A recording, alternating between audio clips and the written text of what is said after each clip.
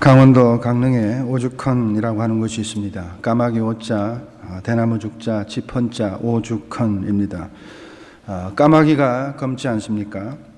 그 주위에 검은 대나무 숲이 울창해서 붙여진 이름인데, 경기도 파주에서 시집을 살던 신사임당이 홀로 된 친정어머니 병 간호를 위해서 강릉에 왔다가 율곡 이일을 낳은 곳이 바로 이 오죽헌입니다.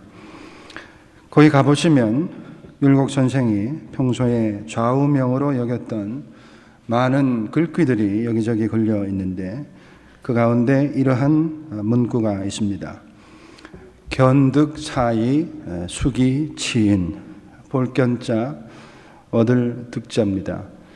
이 득을 보면 사의, 이것이 의로운지 먼저 생각하고, 수기, 자신의 몸과 마음을 먼저 수양한 다음에 치인, 남을 다스리라. 견득사의 수기 치인입니다. 기록을 보면 율곡은 특히 효성이 지극했습니다. 어머니 신사임당이 병으로 오랫동안 누워있다가 율곡의 나이 16살에 세상을 떠나게 되는데, 옛날에 심요살이라고 했지 않습니까? 부모의 생전 그 은혜에 보답하기 위해서 자식이 3년 동안 그 무덤 주위에 운막을 짓고 살면서 날마다 음식을 올리고 그 묘를 돌보는 그러한 풍습입니다.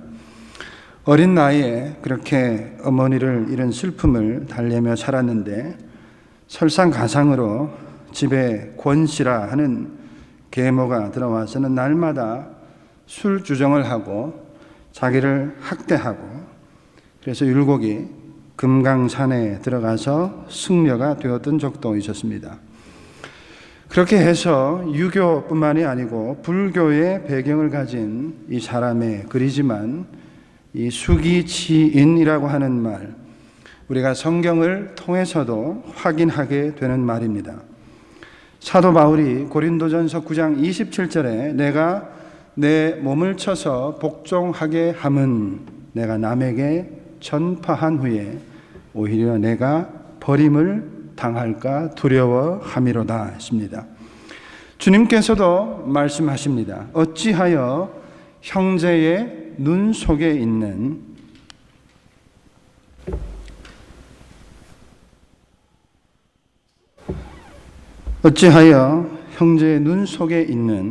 티는 보고 내 눈 속에 있는 들보는 깨닫지 못하느냐. 다 이 수기치인을 말씀하고 있는 것입니다. 그런데 같은 이야기를 하고 있는 것 같지만 그 내용을 들여다보면 이 수기, 자신의 몸과 마음을 수양하는, 다스리는 그 방법에 있어서는 하늘과 땅의 차이가 있더라는 것입니다. 유교나 불교에서는 늘 자기의 힘으로, 자신의 노력으로 자기 자신을 다스리라 하지만, 성경에서는 내 힘으로 나를 다스리는 것이 아니라 어떻게 해야 합니까? 성령의 도우심으로만, 하나님의 은혜로만 우리 자신을 다스릴 수가 있습니다. 그것이 바로 갈라디아서 5장에 나오는 성령의 9가지 열매입니다. 그리고 그 9가지 열매 다음에 이런 말씀이 나옵니다. 그리스도 예수의 사람들은 육체와 함께 그 욕심과 탐심을 십자가에 못 박았느니라. 만일 우리가 성령으로 살면 또한 성령으로 행할지니 했습니다. 바로 여기에 답이 있는 것입니다. 어떻게 하면 성령으로 사는 것이고, 어떻게 하는 것이 성령으로 행하는 것이고, 그 성령의 열매를 거두어 드릴 수 있는가?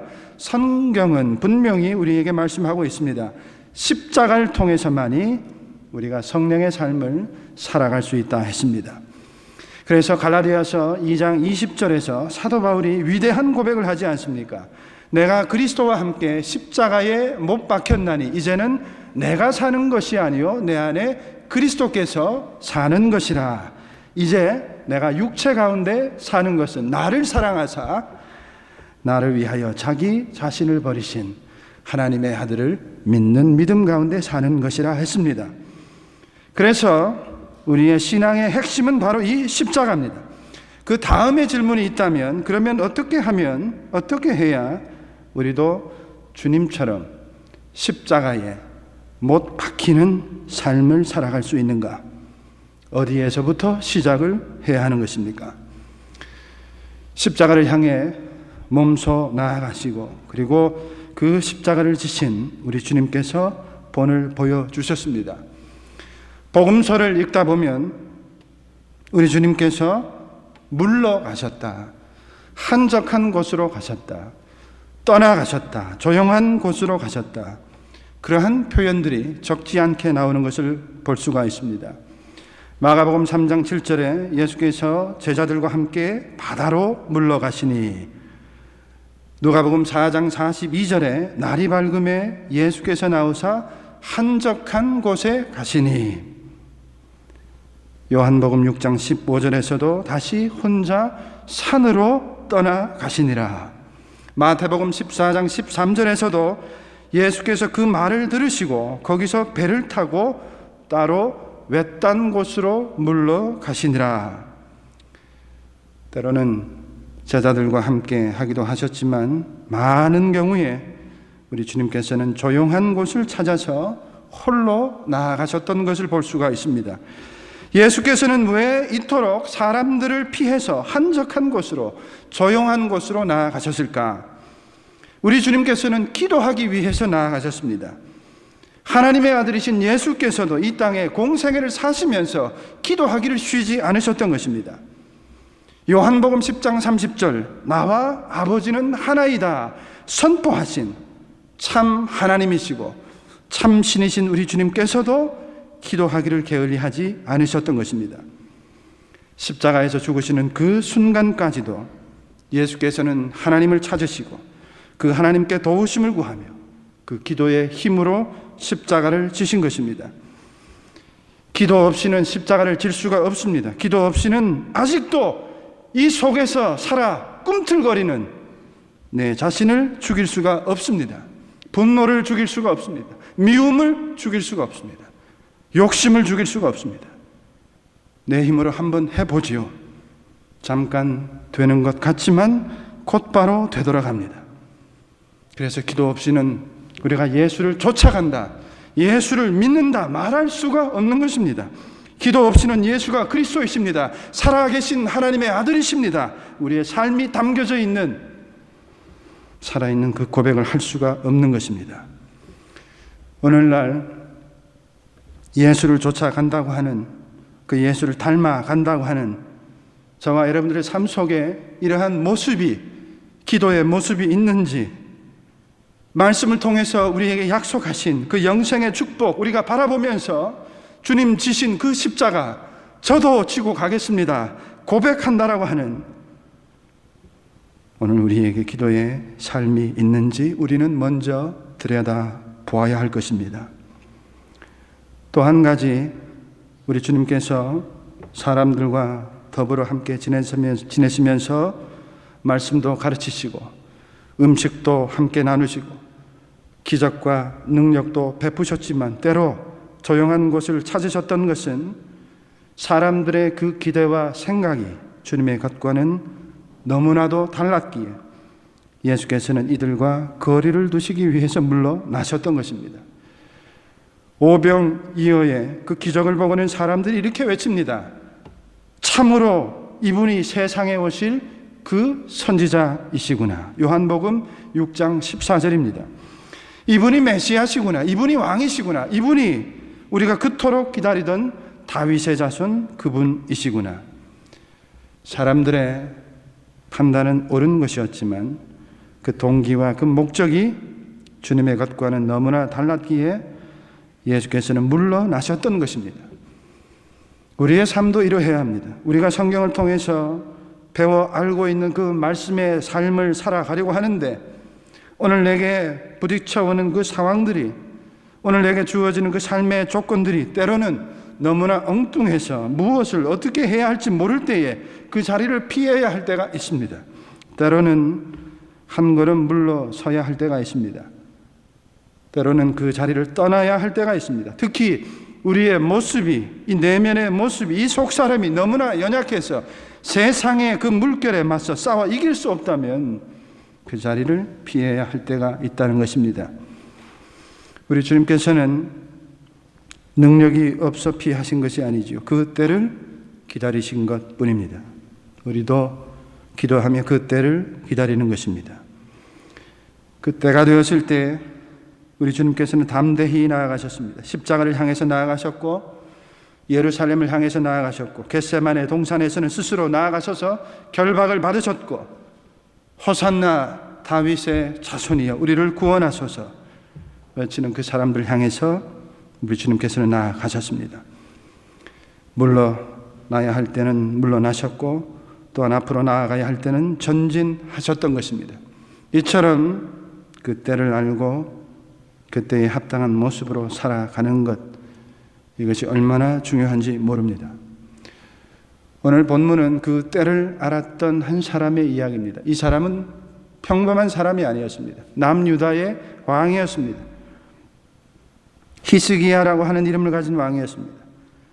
이 왕은 여호와는 나의 힘이라고 하는 그 자신의 이름에 걸맞는 인생을 살아온 사람이었습니다. 25세 젊은 나이에 왕위에 올랐지만 그에게는 하나님의 함께 하심의 은혜가 있었습니다. 성경에 보면 그는 하나님 앞에 정직히 행한 자라 했습니다. 그의 전후 유다 여러 왕들 중에 이러한 왕이 없었다 할 정도로 그는 하나님만 바라보며 살아왔던 사람이었습니다. 왕의 자리에 오르자마자 부서진 예루살렘 성전을 고치기 시작했고 성전 문을 열고 하나님 앞에 제사를 드리기 시작했고 하나님을 예배하는데 방해가 되는 모든 것들, 그 선왕이 만들었던 모든 것들을 깨부수기 시작했습니다. 산당들을 철거했고 우상을 깨부수고 심지어 모세의 그 놋뱀까지도 끌어내렸습니다. 민수기에 기록되어 있는 이스라엘 백성들이 광야에서 불평불만으로 살아갈 때 하나님께서 진노하셔서 보내신 그 불뱀에 물려 죽게 되었을 때에 모세가 놋뱀을 만들어서 장대에 세우고 그것을 바라본 자만이 살아났던 그 뱀 말입니다. 이것은 원래 신앙과 순종의 상징으로 여겨졌던 것이지만 세월이 지나오면서 이것도 하나의 우상이 되어버린 것입니다. 그것마저도 깨부순 것입니다. 그러한 왕이었습니다. 그런데 그러한 히스기야에게 뜻밖의 상황이 주어졌습니다. 그가 병들어 죽게 되었다 했습니다. 선지자 이사야가 나와서 하는 말이 집을 정리해라. 내가 죽고 살지 못하리라 했습니다. 선지자라고 하는 사람이 병든 왕 앞에 나와서 그 왕을 말씀으로 위로하고 격려하기는커녕 대신 유언을 하라는 것입니다. 유언장을 쓰라는 것입니다. 곧 죽는다는 것입니다. 어느 누구라도 이런 이야기를 듣게 되면 그 마음이 어떠하겠습니까? 보통은 둘 중에 하나가 될 것입니다. 자포자기하든지 아니면 그 말을 부정하면서 화를 내는 것입니다. 그런데 히스기야는 다른 선택을 합니다.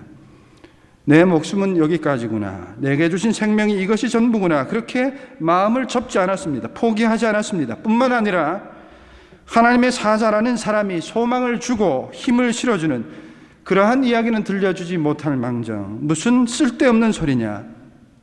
이사야에게 분을 내지도 않았습니다. 히스기야는 기도하기 시작했습니다. 2절에 보니까 히스기야가 낯을 벽으로 향하고 여호와께 기도했다 했습니다. 그 낯을 벽으로 향했다라고 하는 것은 다른 어떤 것도 보지 않고 오직 하나님의 도우심만 바라며 기도했다는 것입니다. 통곡하며 기도했습니다. 그의 소원은 너무나 분명했습니다. 살기를 원했습니다. 그의 기도의 목적은 너무나 분명했습니다. 살기를 원했습니다. 하나님께서 그의 기도를 들어주시고 응답해 주셨습니다. 이사야가 히스기야의 죽음을 예언하고 돌아섰는데 이사야가 아직 궁정을 떠나기도 전에 하나님께서 응답해 주셨습니다. 내가 내 기도를 들었고 눈물을 보았으니 내가 너를 낫게 하리라. 내가 3일 만에 성전에 올라가겠고 내 수명에 15년을 더할 것이라. 아수르의 손에서 너를 구원할 것이고 이 성을 보호하리라. 히스기야에게는 간절함이 있었고 그 간절함으로 부르짖었을 때 하나님께서 응답하신 것입니다. 침방을 하다 보면, 또 함께 말씀을 나누다 보면 본심은 아니시겠지만 이런 말씀을 하시는 분들이 계십니다. 죽어야지, 죽어야지, 어서 죽어야지. 저희 외할머니께서도 제가 어릴 때 저희 집에 함께 사시다 세상을 떠나셨는데, 늦게 예수를 믿으셔서 그랬는지 항상 그 입에 습관처럼 붙이고 다니던 말씀이 있었습니다. 가야지, 어서 가야지, 가야지. 1902년생이셨는데 77년에 돌아가셨으니까 당시로서는 장수하신 겁니다. 그런데도 날마다 가야지, 가야지. 요즘은 100세를 사는 시대 아닙니까? 100세 인생이라고 하는 노래도 있습니다. 그 인생을 어떻게 살아가야 하겠습니까? 세상의 말 가운데 그 말이 씨가 된다 하는 그런 말이 있습니다. 그 말을 놓고 가만히 생각해 보면 그 사실 성경에서 하는 말씀입니다. 사람은 입에서 나오는 열매로 배부르게 되나니 곧 그의 입술에서 나는 것으로 만족하게 되느니라. 잠언 18장 20절의 말씀입니다. 그런데 그 말이라고 하는 것은 곧 그 생각에서 나오는 것이고 그 마음에서 나오는 것이죠. 그래서 로마서 10장 10절에 사람이 마음으로 믿어 의에 이르고 입으로 시인하여 구원에 이른다 했습니다. 성경이 이처럼 분명히 말씀하시는데 왜 부정적인 생각을 하십니까? 왜 안 된다 생각하십니까? 왜 늦었다 생각하십니까? 왜 포기를 하십니까? 하나님 부르시는 그날까지 최선을 다해서 살아야죠. 최선을 다해서 주신 생명 감사함으로 살고 기쁨으로 살고, 몸이 좀 불편하면 이 고통 하나님 좀 지나가게 해 주옵소서 기도하면서 살고, 그것만 해도 시간이 모자라지 않습니까? 살아가면 갈수록 우리의 육체는 쇠약해집니다. 피할 수 없습니다. 그러나 성경은 이 말씀으로 우리를 격려하고 있습니다.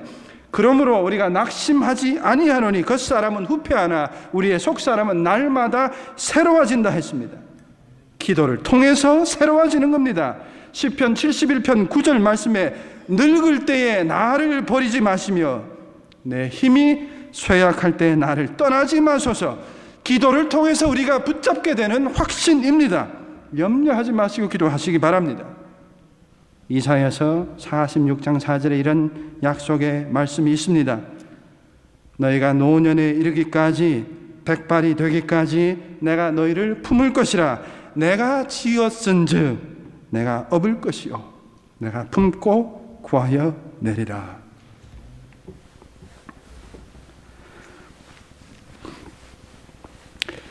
종려주일인데 왜 히스기야를 보고 있습니까? 히스기야 앞에 던져진 것과 같은 그런 죽음과 같은 아픔이, 죽음의 두려움이, 그러한 고통이 우리 모두에게 있지 않습니까? 그때 히스기야의 선택을 기억하십시오. 히스기야의 선택은 믿음의 선택이었습니다. 놀라운 선택이었습니다. 그는 모든 것을 포기할 수 있었습니다. 원망할 수도 있었습니다. 그러나 그의 선택은 기도였습니다. 그의 선택은 부르짖음이었습니다. 호산나, 나를 구원하여 주소서.